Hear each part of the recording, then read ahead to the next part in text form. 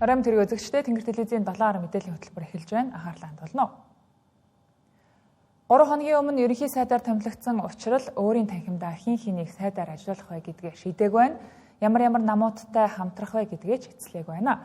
Харин нэг зүйл тодорхой болсон нь учрлын засгийн газар өмнөх засгийн газрын бүтцтэйгээр ажиллах юм байна. Тодорхойлбол яамдыг нэмэх эсвэл нэгтгэх асуудал энэ удаад яригдахгүй нэ.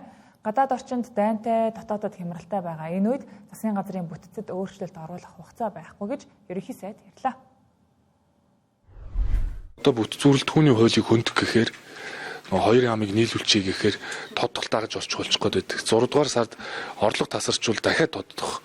Ингээд сар болгон тодтол хийх нөхцөл үүсчих гээд байдаг. Одоо ингээд бүтэц бүрэлдэхүүн ингээ яам тамгын газар бужигнаад эхлэхээр цаг хугацаа бидний хүлээдгүй. Учрлын засгийн газар бүтцийн хувьд зандан шатрихтай адилхан байх нь. Харин бүрэлдэхүүний хувьд багахан өөрчлөлт орох нь хуучин сайдаар ажиллаж байсан хүмүүсийг туршлагатай гэдэг утгаар нь улиран ажиллуулах чигтэй байна. Гэхдээ салбартаа хийсэн ажил гаргасан үр дүнг нь харгалзан үзэж байж эцсийн шийдвэрээ гаргана гэлээ. Иймдээж 2025 оны засгийн газрын гүйцэтгэлийн тайлан дээр үндэслэн сайд нарыг улирах хэсгээ шийдэх юм байна. Зарим салбарт одоо зарим сайд нарыг улируулан ажиллуулах шаардлагатай салбарууд бас байна. Энэ чинь зөвхөн биднээс шалтгааллах асуудал бол биш шүү дээ. Тийм учраас энэ салбаруудын сайд нарын гүйцэтгэлийг харж байна.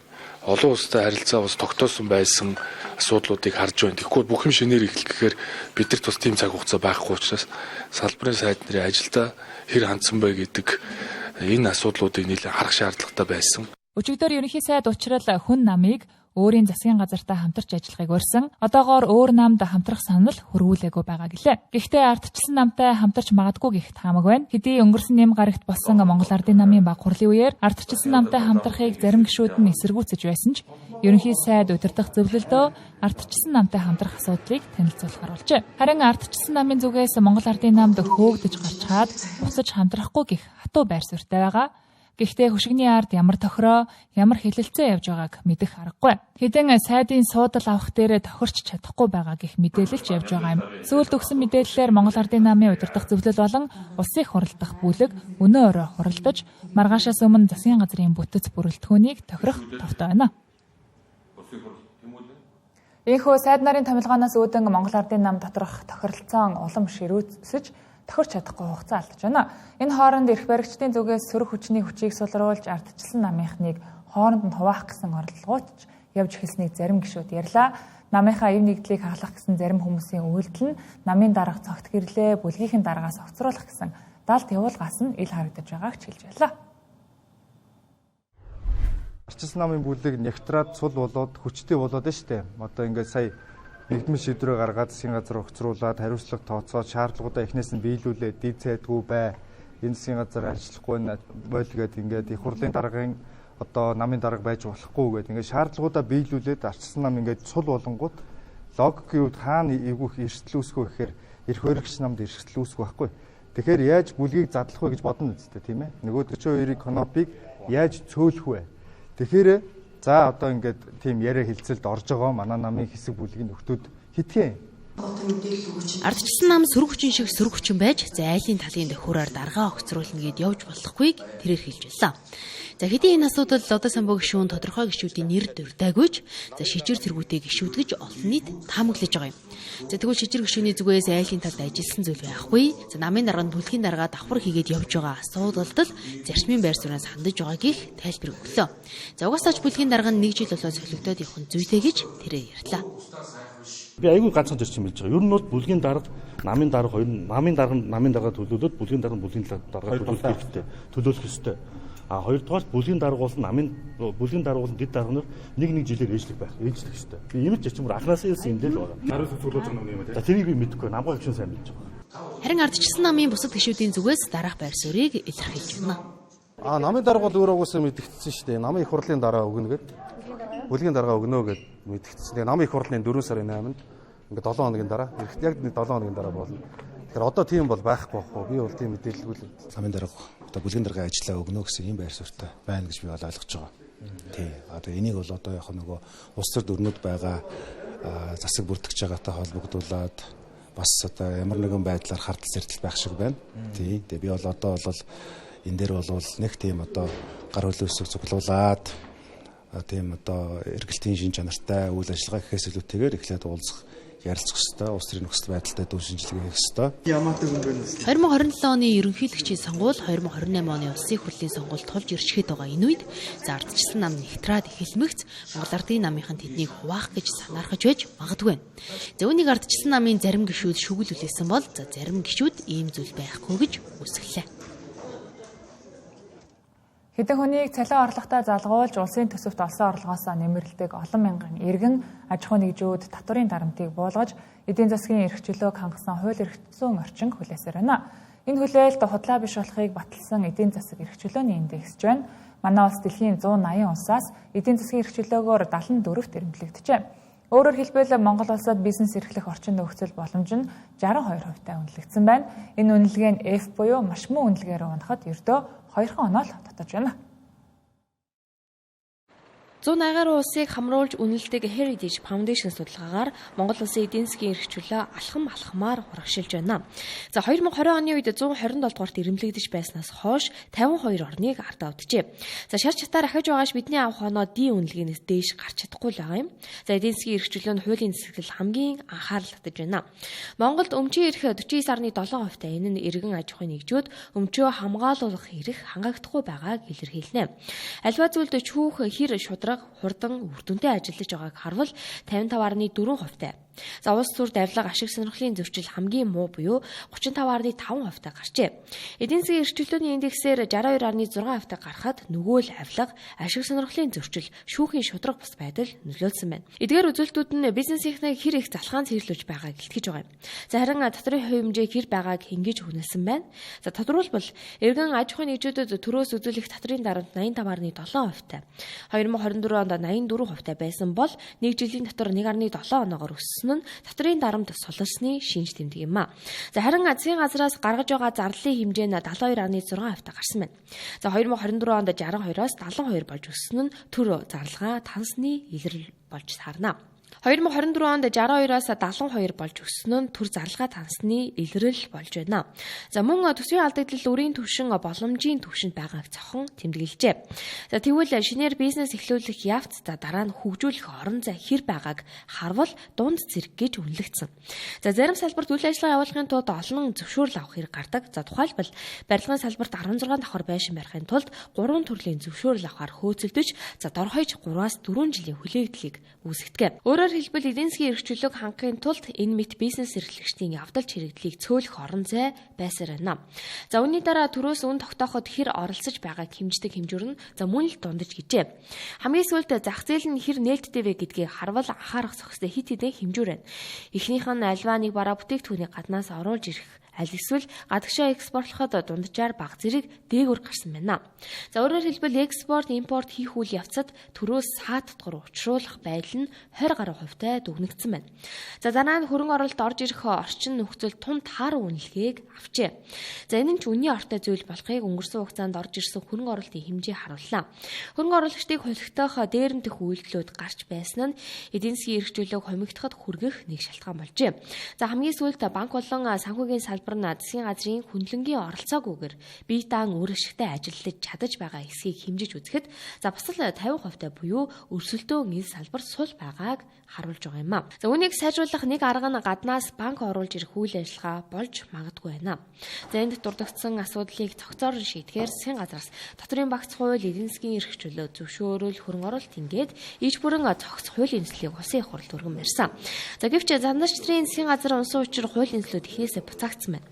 За тиймээс шинээр бүрэлдсэн засгийн газар эдгээр бүх хуулиудыг дахин боловсруулж улсын их хурлд өргөн барьж дахин ажлын хэсэг байгуулахаар болж байгаа юм а. Гадны улсуудаас 40-44 тэрбум төгрөгийн зээл авч хэрэгжүүлж байгаа ч хизээ дуусах нь тодорхойгүй цөөн хідэн төсөл бий. Эдгээр төслүүдийн ихэнд бичигддэг Эрдэнэ бүрэнгийн усан цахилгаан станц, газрын тос боловсруулах үйлдвэр зэрэг урт настай удаан жаргалтай төслүүдийг хурдан хугацаанд дуусгах тусгаалсан хуулийн төслийг Алтан шагаа тэргүүтэй гишүүд санаачилсан. Намрын чуулганаар хэлэлцгийг нь дэмжсэн энэ хуулийн төслийн анхны хэлэлцүүлгийг өнөөдөр хэлээ. Энэ үеэр гишүүд тусгаалсан төслүүдээр тусгаалсан хууль санаачилж төсвөөс гадуур гаргах гэж байгаа нь зохимжгүй гэдэг байр суурийг илэрхийлж байлаа. Том төслүүдийнхээ санхүүжилтийг өрийн тааз болон төсвийн хуулийн хязгаарт баригдалгүй. За нэг дор ахиу тавьж бүтээн байгуулалтыг нь хурдан дуусгах зүйтэй гэж хууль санаачлагч үзжээ. За энэ хүрээндээ гадаад зээлийн үр ашгийг нэмэгдүүлэх тухай хуулийн төслийг санаачилсан. За хэдийн нэрнээс нь ахуулаад хуулийн гол зорилго нь зөвч, за хуулийн төсөл дотор эрсдэл дагуулах заалтууд багтсан гэж зарим гишүүд үзэж байна. Субъектив маягтай өөр төслүүд нэмэгдэх боломжтой ийм заалт байгаа учраас энийг өөрчлөн хариулах ийм саналтай байгаа маань. Тэгэхээр энэ нөгөө ажлын хэсгийн саналтай ч уялданд өөр дахиж бас төслүүд энд нэмэгдэхгүй, энэ төсвийн сахилга батыг алдагдуулахгүй байх зорилгоор ийм санал байгаа маань. Энэ хууль зөвхөн одоо хэрэгжих 2 төсөл зориулна. Тэгээ газрын тос Эрдэнэ бүрэнгийн сахилах ёстой зорилго өөр зүйлд зарцуулагдах гэж үзэж байгаа. Хууль угаасаа энэ 2 төсөл хэрэгжснээр дуусч байгаа. Хуулийн хүчин төгөлөөр хугацаа. Тэгэхээр их төвшин гишүүний одоо шаардлага хангагдана гэж үзэж байна. Хөгжлийн банк өнгөрсөн 7 хоногт байна уу та өөрийн өрөнгөө нэмэгдүүлэх шийдвэр засгийн газраас бас гаргуулсан явж байгаа. Газрын боловсруулах үйлдвэрийн төсөл өөрөө хөгжлийн банкны зээл хэлбэрээр шийдэгдсэн явж байгаа. Тэгээ бид нар уялдаа холбоо маш муу байгаа учраас энэ асуудлыг ингээд дахин оруулж ирээд байна гэж би бол хараад байгаа. Тодорхой болгочод оруулж ирэхгүй бол төсөл болгонд зориулж хууль баталдаг болох гэдгийг л анхаараасаа гэж бодож байгаа. Гадаад зээлгийг төсвийн тогтвортой байдлын тухай хууль болон бусад төр олон хязгаарлагдсан хуулиудаас нэр томьёоных нь хувьд хасаад тэгээд өөр дотоодын нэвтрүүлэгтүүний харьцаа ч юм уу эсвэл нөгөө төсвийн тэнцвэржүүлсэн алдагдлын дээд хэмжээнээс хасах тухай асуудал яригадад байна л да.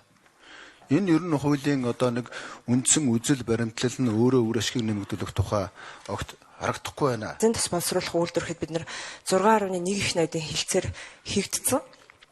6.1 их найдыг бид нар 28 он хүртэл ашиглах ийм хилцээрийн хугацаатай. Тэгэхээр одоо 6.1-ээс газрын тос төр бол 4.7 үлдсэн. Эрдэнэ бүрэнгийн хувьд бол 908 тэрбум байгаа. 30% нь ашигласан. Үлдэгдэл 610 тэрбумын ашиглалт 2030 он хүртэл ашиглах ёстой. Тэгэхээр энэ ашиглалтаа бид нар яг энэ хугацаанд нэмэгдүүлээ. Ингэснээрээ төслийн анхны одоо улсын хурал болон санхүүжүүлэгч талтай байгуулсан гэрээ хэлцээрээ төслийн ашиглалтанд оруулж үр ашгийг нэмэгдүүлэх гэдэг зорилготой гэж харж байгаа. Эрдэнэ өрөнгийн усан цахилгаан станц болон газрын тос боловсруулах үйлдвэр 2 ашиглалтанд орчихвол манай улс эрчим хүч шатхууны хувьд 2 хөршөөс хараат байдал буурхан тодорхой. За энэ дэжин 2 төслийг сонгож авсан гэдгийг хууль санаачлагчид хэлж байлаа. За хэдий манай улсад ганц чулуу станц, нэг чулуу үйлдвэр нэмэгдчихвэл байвал сайн ч за энэ хуулиар дамжиж бусад төслүүдийг ч мөн хурдан дуусгах нэрээр санхүүжилтийг төсвөөс гаргаж өрийн таазаа нэмэх эрсдэл бий гэж зарим гишүүд болгоомжилж байна. За энэ дэжин өнөөдөр төсвийн байнгын хорон дээр хийсэн энэ хуулийн төслийн анхны хэлэлцүүлгийг ахин хийхэр болж ойрцууллаа.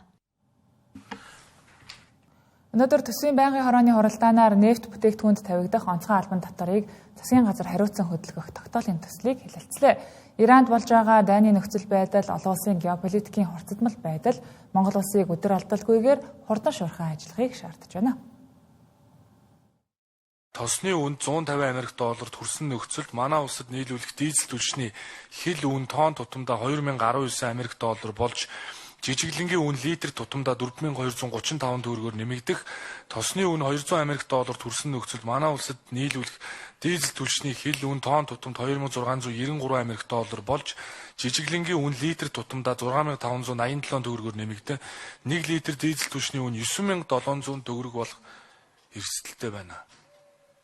Уншихад хэцүү юм шүү. Төсөөлөд үзвэл литр түлш 9,000 төгрөгт хүрэхэд Монгол хүнд талхаа гадаадаас худалдаж авахдаа тулах нь. Өнөөдөр дэлхийн зах зээл дэх брэнд нэрийн газрын тосны үн $118 хүрсэн. Энэ нь цаашид үн хэлбэлзэх өндөр эрсдэлтэй байгааг илэрхийлж байгаа дун. Цаашлаад Америк нэгдсэн улс НАТОгийн гишүүн орнуудын харилцаач таагүй байгаа нөхцөлд газрын тосны үнийг хинч урьдчилан таамаглаж дөнгөхгүй байна. Урьд хожид учирч байгаагүй ийм нөхцөл байдал манай улс шиг 2 хөршөөс хараат эдийн засагтай улсад асар их эрсдэл дагуулгаар харагдаж байна. За улсын комисс хүлээж авах ашиглалтанд орох ажил жоохон хойшилж магадгүй. Ямар ч тач бид энэ ондоо багтаад 1 сар хадгалдаг байсан бол 2 сар хадгалдах хүчин чадалтай улсын хэмжээд болно гэж.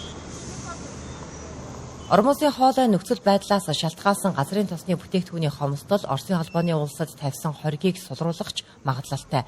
Тиймээс цаашид хуршийн маань бүтээгдэхүүн эрэлттэй болж манад илүү жилдэг хямд үнийн бодлого үргэлжлэх эсэх нь эргэлзээтэй. Ирэх жил нөхцөл байдал ингэж харагдах нь. Ирэх жил юмны үн, эрх намар, хүнсний гол нэрийн бараа бүтээгдэхүүн огцом нэмэгдэнэ гэдгийг хүлээмжшүүлэх хэрэгтэй. Барилгын материалын үн тэгвэл огцом нэмэгдэнэ гэдгийг хүлээмжшөөрөөд барилгын үн метр квадрат нь одоогийнхоосоо магадгүй хэд дахин нэмэгдэх юм байна гэдгийг хүлээмжшөөрөх хэрэгтэй. Уул уурхай бол зарим нь зогсон байдалд орж магадгүй, зарим нь хэрвээ түүхий дүүн хангалтаасан гайгүй явах юм бол явж магадгүй. Яг бол хятад нэлээд юу байх юм шиг байна. Эдийн засгаа дэмжих бодлогод явуулах юм шиг байна. Тэгэхээр эрэлт нь бол харьцангуй байж магадгүй юм шиг байна, тийм ээ? Тэгэхээр тийм байж магадгүй юм шиг байна. За тэгэхээр одоо хэдүүлээ цаан чи Монголд нэг мөнгөтэй нэг олон хүн алга, нэг олон салбарч явчихааргүй байна. Уул уурхай бол цааталтаа худалдаж авах тал нь гайгүй болцохоор юм шиг байна. Хүнс бол арт түмний яг нуруунд дээр ирнэ. Тийм учраас бид нар бас тариаланчид хүнсний салбарынхаа одооноос эхэлж бодог. За дээрээс нэмээ барилгын салбарын ч гэсэн худалдан авагчид нь ямар гадныхан байгууш жирийн иргэд байх ёстой учраас барилгын салбар ч гэсэн бодог. Одоохондоо засгийн газар гал унтраах бодлого байрж тариаланчиддаа хямдралтай үнээр 10,000 тонн түлш нийлүүлэхээр болж бас нэг удаагийн тогтоол улсын хурлаар баталвал шатхууны үнийг литр тутамд нь 200 төгрөгөөр хөнгөлөх боломж бүрдэнэ гэлээ. Газрын тосны үйлдвэр 2027 онд ашиглалтанд орно. Тэр хүртэл бидэнд тэсгэл үлдлээ.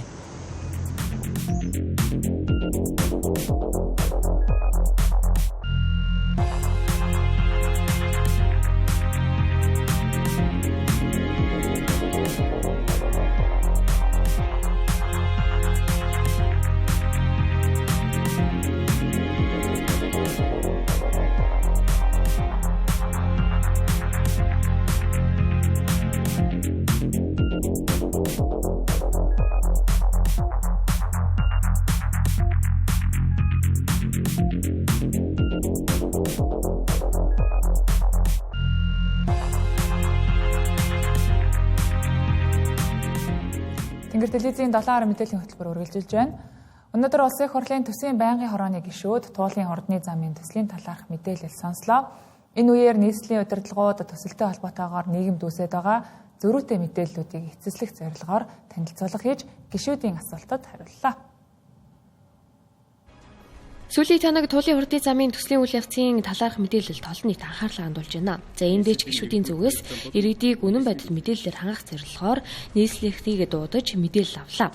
За энэ үеэр зарим гишүүд иргэдийн эсвэргүүцэлтэд нүүр тулаад байгаа туулын урдын замыг зогсоочихвол ямар үр дагавартайгч асууж тодруулж байлаа. 18-аас дээш насны Улаанбаатар хотын иргэдийн дунд санал асуулга явуулаад барих уугүй юу гэдгээ нийслэл зохион байгуулалт шийдэж болдгоо мó? Тийм хууль эрх зүйн орчин байна уу? За тэгээ энэ төсөл одоо ер нь цаашдаа явахгүй бол одоо бид нар ямар асуудалд орох вэ? Ямар эрсдэлд орох вэ гэдээс би нийслэлийн удирдлагуудаас асууж бодож байгаа. Тэгээ нийгэмд үүссэн том одоо эргэлзээ хэдүүлээ яаж тайлах вэ? Иргэдийн дунд. Одоо ард нийтийн санал асуулга авах гэж бүгдийг хараар будсан юм чинь тэр үр дүн яаж гарах юм бол? За Монгол улс дэлхийн худалдааны байгууллагад нэгдэж орсон улсын хувьд олон улсын нээлттэй тендер шалгарсан EPC контракторын гэрээг зогсоосон тохиолдолд гэрээнд заасан дүнгээр гүйцэтгээгүй үүргийн үнийн дүнгээр бид нар алданг анз төлж одоо тухайн хуулийн этгээдийн хохирлыг барагдуулах ийм одоо гэрээний зохицуулалтад явж байгаа. Тэгэхээр би маш тодорхой хэлсэн энэ туулын урдны замыг зогсоох яг эрх зүйн төслийг зогсоох эрх зүйн болон зөвхөн 3 шатны шүүхт байгаа. Улаанбаатар хот дээгүүр нисэж месэж хүртэл судалгаа хийжсэн шүү дээ, тийм ээ. Тэгэхэд одоо бол зам барьчаар ямар ч газар байхгүй юм л. За газар чөлөөлтийг хийнэ гэвэл баг газар чөлөөлт нь ийм үнэтэй болох байх. Миний бодлоор. За нэг боломж нь төмөр замаа хэрвээ байх одоо байвал гэж нэг гарч ирсэн. Гэхдээ тэр төмөр замын трассын дагуу 6 эгнэтэй зам бол баг боломжгүй байх. Тийм ээ. Тэгэхээр одоо ингээд аргаа бараад л бараг л одоо туулынхаа энэ трассыг л ашиглаж байгаа юм байна гэж би үл зөв одоо хувийн хувьд ойлгож байгаа. Энэ завхан гол дээр нэгжсэн төсөлчин баг энэ голын амийг тасалчих юм яриад байсан. Энийний чинь бас одоо барьсан цахилгаан станцаараа ингээд гигэнуур гэдээ үүссэн юм байлээ. За би харамсалтай дээр гигэнуур дээр очиж үзээг байгаа. Тэгэхээр ерөн зүгээр юм томоохон одоо төслүүдийг явахаар ингээд өмнө бодол мэддэхгүй мэдээллүүдээр төслийг хойшлуулдаг, гацаадаг, ач холбогдлыг ингэж мушгиж гуйвуулдаг ийм зүйл байх юм аа. Тэгэхээр хэдүүлээ ингээд юм жоох уужуу нэгдүгээр тандмаар байна. Асуудлуудаа яг мэдээллүүдэд бүрэн гүйцэд авчиж мушгиж гуйвуулахгүйгээр асуудалд хандаач гэж хүсэж байна. За энэхүү маргаан дагуулсан төсөл дээр улсын хурлын гишүүд мэдээлэл сонссон бол засгийн газраас ажлын хэсэг байгуулна гэж ерөнхий сайд учрал мэдгдсэн юм а. Он тухай хуульд зааснаар 3 дугаар сарын 20-ны өдрөөс 6 дугаар сарын 10-ны өдөр хүртэлх хугацааг Түймрийн аюултай үе гэж нэрлэдэг. Яг энэ үед ганцхан ширхэгчүүдэнд зурхад л хэдэн 100 га талбайг сүйтгэх эрсдэлтэй болдгийг мэргэжлийн байгууллага анхаарууллаа. Хэдхэн жилийн өмнө Годын тусланд хашааныхаа шар үсийг шатааснаас болж 16 айлын байшин, эд хөрөнгө, төмөр дүртэн шатсан. За их хуурайшилтай жилийн хамгийн том эрсдэл бол санамсаргүй асаасан гал байдгаа. Өнөө жилч бас хуурайшилтай байгаа учраас нийслэлийн онцгой байдлын газар болон бусад холбогдох албаныхан 24 цагийн эргүүл хийж ажиллах юм байна. За Годын аманд гарсан энэ том төмрөөс хойш ийхүү эргүүл хийдэг болсон юм байна. За нийслэлийн хэмжээнд өнөөдөр мэдээрээс галтмөр нөхцөл одоо 500 гаруй удаагийн галтмөрийн объектын галтмөр бүртгэгдсэн байгаа. За хаврын хураашлын үйлдэл эхэлж байгаа холбоотойгоор одоо бас өдрөөс 2-оос доош удаагийн өнжмөл өрсөний төвөрийн одоо дуудлага цуслангийн бүсүүдэд бүртгэгдэж байна. За жил болгон одоо бас онцгой байдлын байгууллагаас, байгаль орчны газраас, мөн одоо богдуулалтын дарамт хамгаалтын газар, цагдаагийн нүдэд газраас хамтсан одоо энэ ногоон бүсийн хөдөлгөөнд иргүүлэх зохион байгуулж ажилладаг. За энэ жилийн хувьд Улаанбаатар хотод бас цас одоо нэлээд орсон байсан учраас одоо 3 сарын бүтэн дуусгаад 4 сар буюу нэгэн буюу өнөөдрөөс одоо ингээд яг нэгдсэн арга хэмжээг одоо зохион байгуулаад эхлүүлээд ингээд ажиллаж байна. Зөвхөн нийслэл хот гэлтгүй орон нутагт ч хуурайшилт их байна. За 3 дугаар сарын сүүлийн 10 хоногийн байдлаар нийт нутгийн 33% нь цасан бүрхүүлтэй. За бусад нутгаар цасан бүрхүүл тогтоогүй хэрнээ салхи шуурга их байгаа нь гал төмрийн эрсдлийг нэмэгдүүлж байгаа юм а. Харин энэ сарын эхний 10 хоногийн байдлаар говийн бүс нутгаар хуурайшилтын зэрэг өндөр байх бол нийслэл хотод дунд зэрэг байна гэлээ. Говийн бүс нутгаараа нэг хуурайшилтай байгаа дээр салхи шуурганы давтагдал их байх учраас тэр одоо болцшгүй хээрийн төмрийн нөхцөл бас нэмэгдэх хандлагатай гэсэн үг байхгүй. Харин төвийн бүс нутаг зүүн аймагын нутгаар бол харьцангуй бас бага тий салхи шуургатай, цасан шуургатай, хурд тунцтай учраас одоо хуурайшлын зэрэг цааш эхний 10 хоногт бол нэмэгдэх хандлага багтай гэсэн үг. 2025 онд улсын хэмжээнд 15 аймгийн 84 сум нийслэлийн 3 дүүрэгт 273 удаагийн ой хэрийн төмөр бүртгэгдсэн байна. За 2025 оны энэ нөхцөл байдал нь сүүлийн 25 жилийн хугацаанд хамгийн их ой хэрийн төмөр гарсан жил байсан юм а. За хамгийн олон хоног үргэлжилсэн ой хэрийн төмрийн нэг жишээ бол Сэлэн аймгийн бүс нутагт гарсан төмөр. За 2025 оны 7 дугаар сард Сэлэн аймгийн 3 сумын нутгийг хамарсан ойн төмөр гарч нийт 670 гаруй иргэн албан хаагчид 40 гаруй техник хэрэгсэлтэйгээр 10 гаруй хоног ажиллан унтрааж байсан юм а. За хуурайшилт эрс нэмэгдэж байгаа энэ үед иргэн таны анхаарал болгоомж амь нас байгаль дэлхийг хамгаалах чухал алхам болоод байна. Цагаагаар дулаарч тоосон цэрийн хэмжээ стандартаас 2-5 дахин өндөр болж байна. Тоосон цэрийг бууруулахын тулд ногоон байгууламжийг нэмэгдүүлэх шаардлагатайж хөрсний чанар хүндрэл учруулж байгааг мэргэжилтнүүд хэллээ. Манай улсад тоосон цэрийн стандарт хэмжээг 100 микрограмм куб гэж тодорхойлсон байдаг. Гэтэл хайлаас 5 буудал дамт даржаа баян хошуу 100 айл орчимд тоосон цэрийн хэмжээ хамгийн өндөр буюу уг стандартаас 3-5 дахин их байгааг холбогдох алтнаас мэдээллээ. 4-5 дугаар сард цагаагаарын хуурайшилт, шар шорон шуурга, хөрсний эвдрэл зэргээс шалтгаалan бусад саруудаас тоосон цэрийн хэмжээ 2 дахин нэмэгддэг байна. За манай Улаанбаатар хотын хувьд бол за баруун талдаа буюу салхин дээрээ хур хог хаягдлын цэг байна, мөн гэр хороол байршиж байна. За гэр хороол доторх автозамууд бол ямар нэгэн за бетон болон асфальтын зам бол байхгүйгаас шалтгаалж за газрын гадарга дээрх байгаа шороо одоо автомашины хөдөлгөөний эрчим за барилга бүтээн байгуулалтын нөлөөгөөр бол ихсдэг. Тоосон цэрийн хэмжээг бууруулах хамгийн зөв шийдэл бол ногоон байгууламжийг нэмэгдүүлэх. Учир нь одоогийн байдлаар хотын төв хэсэгт нэг хүнд ноогдох ногоон байгууламжийн хэмжээ 3-5 м квадрат орчим. Харин гэр хороололд энэ хэмжээ 6-10 дахин бага буюу 0.5 м квадрат ч хүрэхгүй байна. Ногоон байгууламж үүсгэхэд тулгамддаг асуудал бол үржил шимгүй, хайрах чулуу ихтэй хөрс юм. Rio Tinto Монгол компани хуучин паркийн газрын 8 га талбайг зүлэгжүүлэхийн тулд гэхэд 800 удаа ховоо машинаар ачсан хүнтэй дүйцхүүц буюу 16 мянган метр куб хар шороогоор хөрсийг бүхэлдэн сольж зүлгэжүүлсэн байх жишээтэй. Түүнчлэн нэг өрхөл гэхэд хашаандаа 60 см ухсан нүхэнд ургамал мод тарихын тулд 70-80 кг орчим хар шороо хэрэглэдэг байна. Одоо жишээ нь би энд одоо энэ жил сарнаас суулгах гэж байгаа юм. Тэгтэл одоо ухлаа гэдэг чинь ер нь иймхэн хэсэг нь хар шорооны нэг юу байгаа байхгүй юу? Үндсэн өрсөн. Тэгэл доошоо шар шавар. Тэгээ дандаа ийм хайрахтай үндэс боожих ямар ч нөхцөлгүй ийм шороо гардаг. Мод тарихын тоолцолтыг 20-40% бууруулдаг. Гэхдээ нийслэлийн хөрсний 70 гаруй хувь нь ургамал ургах боломжгүй хөрс байгаа нь ногоон байгууламж үүсгэхэд хүндрэл учруулж байна. Үндэсний баялагын сангийн талаарх олон нийтийн санал хандлагыг тодорхойлох зорилготой Монгол хүн баялагын эзэн зөвлөлдөх санал асуулга 2026 оны 3 дугаар сарын 27-наас улс орон даяар эхэлсэн. За энэ судалгааг үндэсний статистикийн хорооноос төврийн аргаар зохион байгуулж хүн ам зүйн бүтэц, байршил, нийгэм, эдийн засгийн ялгааг төлөөлөхүйц байдлаар 21 аймаг 9 дүргийн иргэдээс сонгон оролцоолж байна. Санал асуулгын эхний шатанд 1570 хүнийг санамсаргүй төврийн аргаар сонгож оролцуулахаас өнөөдрийн байдлаар 1270 орчим хүн оролцож мэдээлэл цуглуулалтад оролцжээ. Иргэд яг тухайн нөхцөл байдалд яг өөрийнхөө байр суурийг эхлээд илэрхийлж байна. Гэхдээ ингэж илэрхийлэхдээ бол тодорхой мэдээллийг одоо авсан аваагүй гэдэг нь бол чухал биш.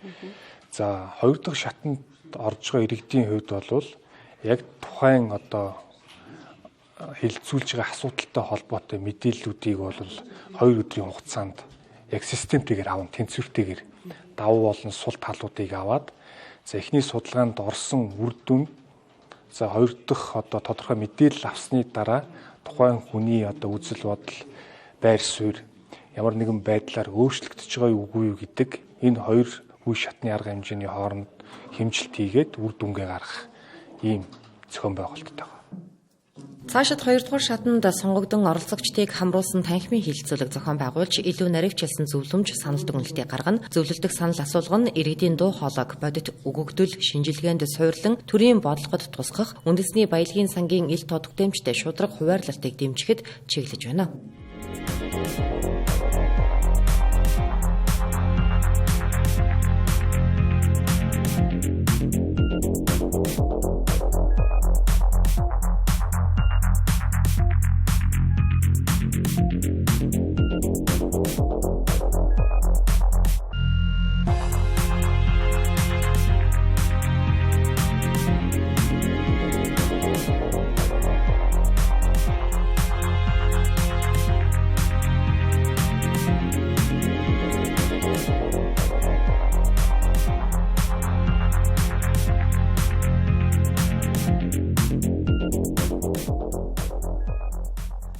Тэнгэр телевизтэй хамтаагаад баярлалаа үзэгчдээ 7 мэдээллийн хөтөлбөр үргэлжилж байна.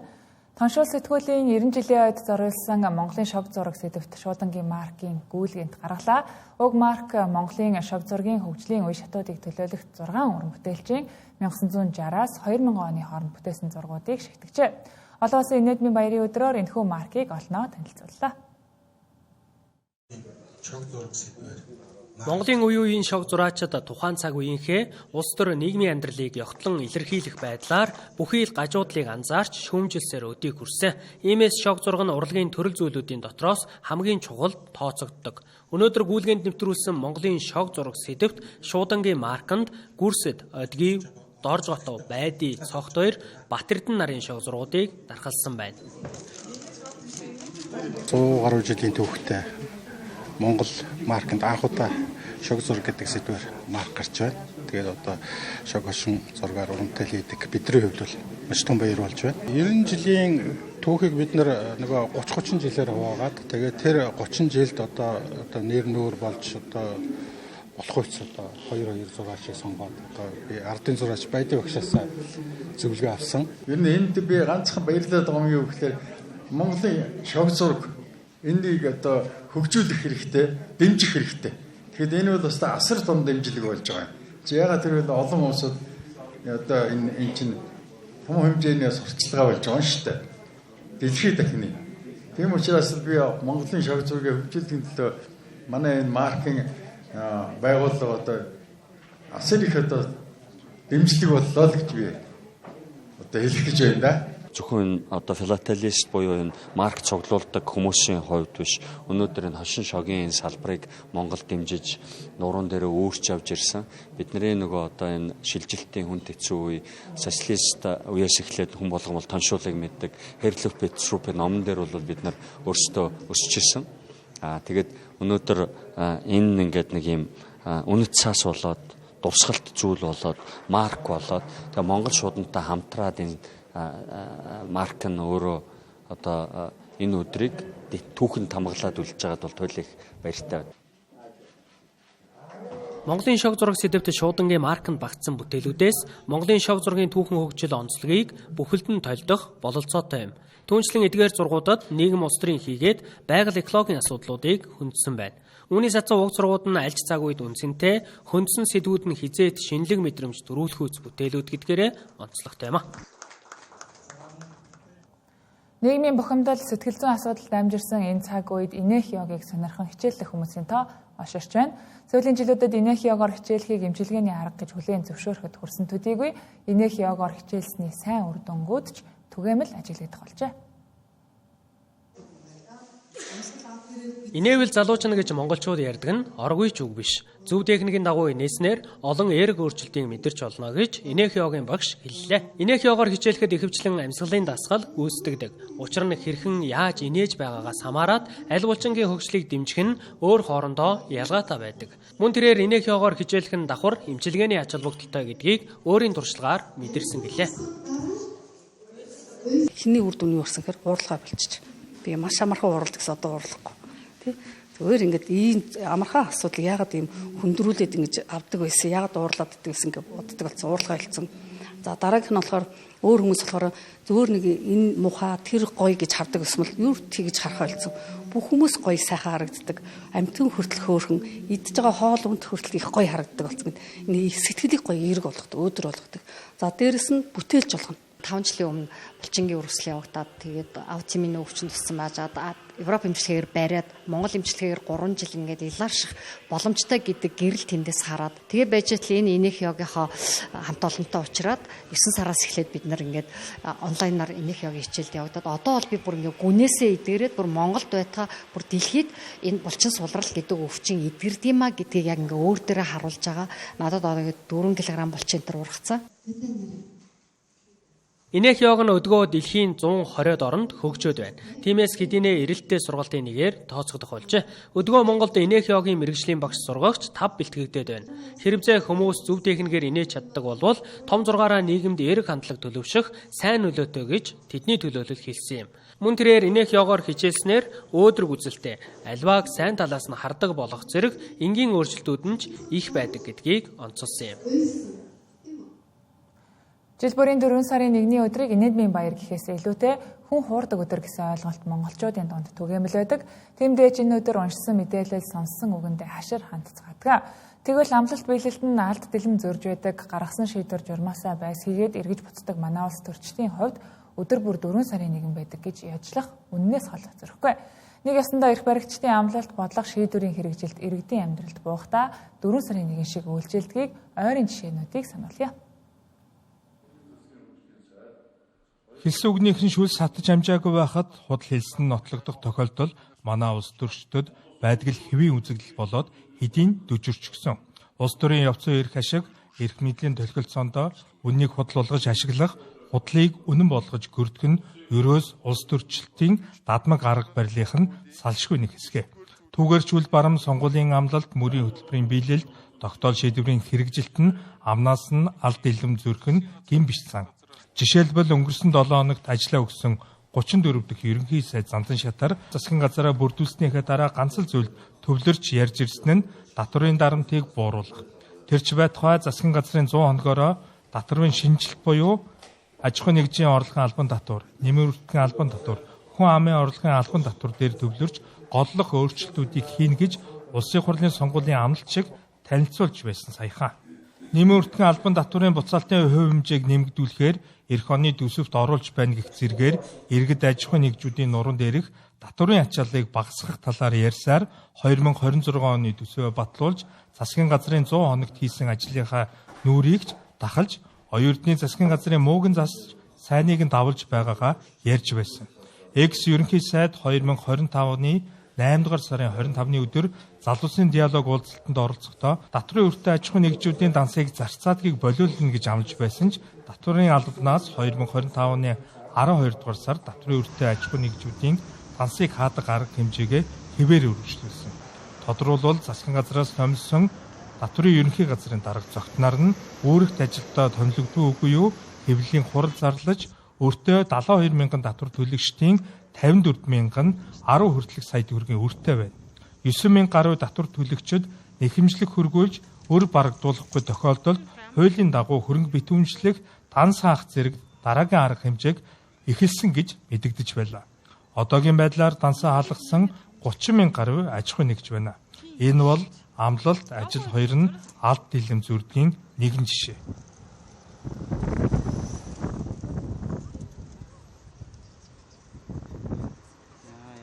Хамгийн гол нь татврын байгууллагуудын дарамт шахалт зөвлөгөө өгдөг, урамшуулдаг, дэмждэг байгаа. Ийм учраас татврын реформоор татврын шинжилэл нь иргэдэд зөвлөн туслалцаа үзүүлэх үүргийг нь хуульчилж байгаа, алгажуулж байгаа. Заавал зөвлөн тусалж яаж татвараас бага татвар төлж болох вэ? Яаж эдийн бизнесээ зөв авч явах вэ гэдэг дээр зөвлөдөг, тусалдаг, дэмждэг, зөвлөх үйлчилгээ татврын албанд үүргээд очиж байгаа.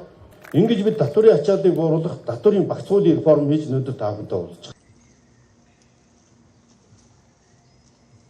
Үргэлжлүүлэн жишээ татвал Зандан шатрын засгийн газраас хамгийн их хүлээж найдаж байсан реформ татврын багц хууль байсан.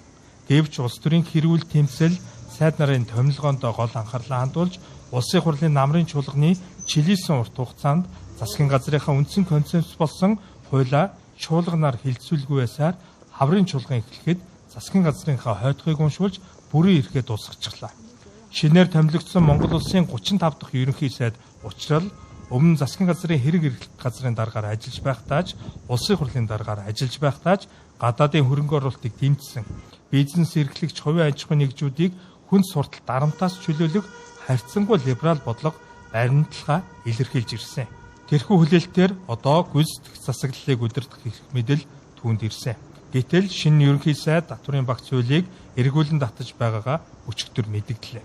Ингэснээр иргэн аж ахуйн нэгжийн нуруунд дээрх татврын ачааллыг 2.7 их 80 төгрөгөөр хөнгөлөв татврын багц хуулийн шинжилэл дахиад төсвийн тодорхойлолттой хамт хэлэлцэгдэхээр хүлээгдэх нөхцөл байдал үүслээ. Шинэ засаг байгуулагдах бүрд татврын багц хуулийн төслийг боловсруулж улсын хурлд өргөн барилгах циклийг 3 дахь удаага давтах болж байна.